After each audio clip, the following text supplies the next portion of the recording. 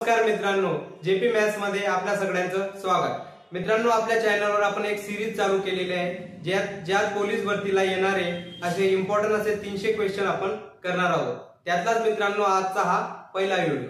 तर ह्या व्हिडिओ मित्रांनो जास्तीत जास्त विद्यार्थ्यांपर्यंत पोहोचला पाहिजे, जेणेकरून ज्या विद्यार्थ्यांचे मित्रांनो आतापर्यंत तयारी झाली नसेल किंवा ज्यांना सराव करायचा असेल मित्रांनो, त्यासाठी हा व्हिडिओ अत्यंत महत्त्वाचा आहे। आजच्या व्हिडिओमध्ये मित्रांनो कुठलेही कॅल्क्युलेशन, कुठलाही गुणाकार भागाकार न करता मित्रांनो आपण सर्व प्रश्नांची उत्तरे सॉल्व्ह करूया। अगदी पेन उचलण्याची सुद्धा गरज नाही, त्यामुळे कुठलाही वेळ न वाया जाता सुरू करूया आजचा व्हिडिओ। पहिला प्रश्न मित्रांनो, जर 25 गुणिला 25 625 असेल तर 2.5 गुणिला 0.25 याचा आन्सर काय आहे मित्रांनो?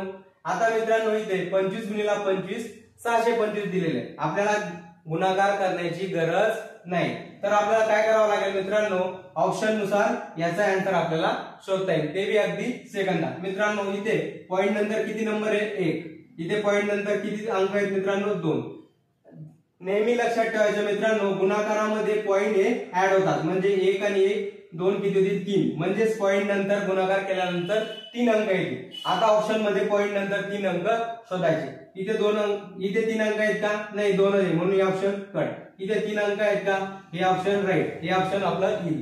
इथे 3 अंक आहेत का? नाही, हे ऑप्शन सुद्धा कट। इथे 3 अंक आहेत का? इथे तर 4 अंक आहेत, पॉइंट नंतर 4 अंक, म्हणून हे ऑप्शन सुद्धा कट। म्हणून आपला ऑप्शन आला ऑप्शन नंबर बी।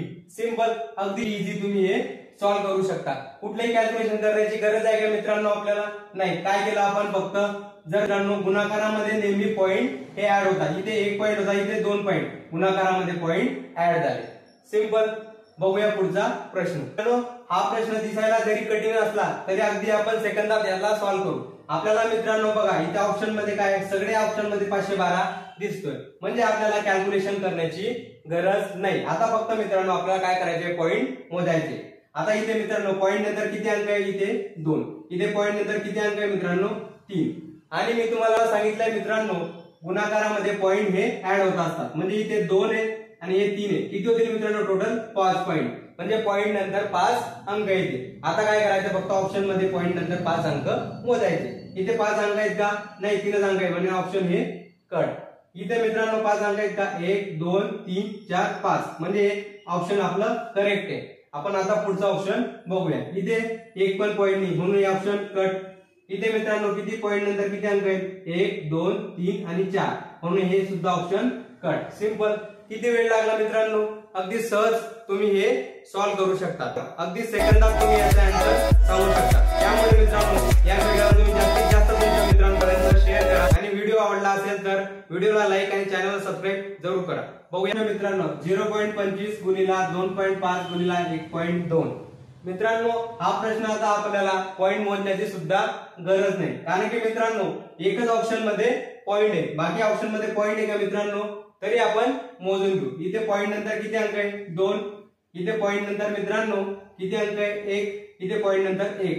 गुणाकारामध्ये मित्रांनो काय होत असतं? हे पॉइंट ऍड होत असतात, म्हणजेच 2 1 3 किती होतील मित्रांनो? टोटल पॉइंट 4 पॉइंट हे उत्तरामध्ये येतील। 4 पॉइंट कमीत कमी येतील मित्रांनो, त्याच्यापेक्षा कमी येऊ शकतात पण जास्त येणार नाही।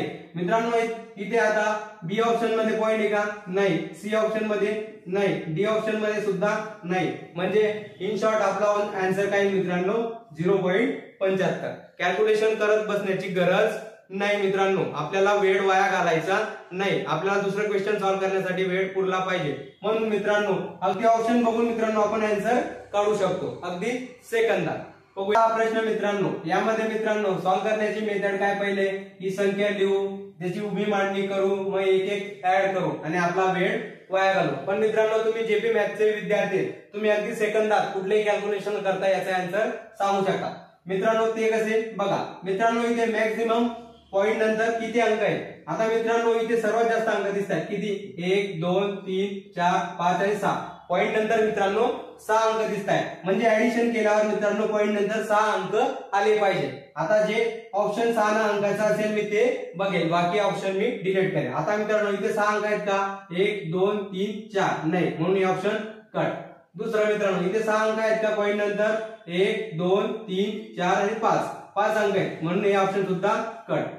आता मित्रांनो इथे किती अंक आहेत पॉइंट नंतर 1 2 3 4 5 6 आणि 7 आहेत का मित्रांनो आपल्याला मॅक्झिमम किती पाहिजे मित्रांनो 6 अंक पॉइंट नंतर आले पाहिजे इथे तर 7 आहे चालणार नाही म्हणून हे ऑप्शन सुद्धा कट मग उरलं काय मित्रांनो ऑप्शन नंबर डी सिंपल आजचा प्रश्न मित्रांनो 7.45 मायनस 2.53 काय आन्सर येईल मित्रांनो अगदी सेकंदात आपण हे सॉल्व्ह करू आता मित्रांनो इथे पॉइंट नंतर 2 नंबर आहे इथे पण 2 नंबर आहे म्हणजे आपल्याला इझी झालं आता 5तून 3 गेले म्हणजे शेवटचा अंक काय आला पाहिजे 2 इथे 2 आहे म्हणजे ऑप्शन असू शकतं किंवा हे असू शकतं पण इथे 2 नाही म्हणजे ऑप्शन कट आणि ऑप्शन कट आता ऑप्शन पर्याय क्रमांक ए आणि सी आपला आन्सर असू शकतं आता दुसरा बघायचा मित्रांनो 4तून 5 गेले 4तून 5 जाऊ शकत नाही हातच्या घ्यावा लागतो 14तून 5 झाली तर म्हणजे 5 गेला काय तो शेवटचा अंक 9 बघायचा आता दुसरा अंक 9 कुठे आहे पर्याय क्रमांक सी म्हणजे आपला आन्सर असेल इथे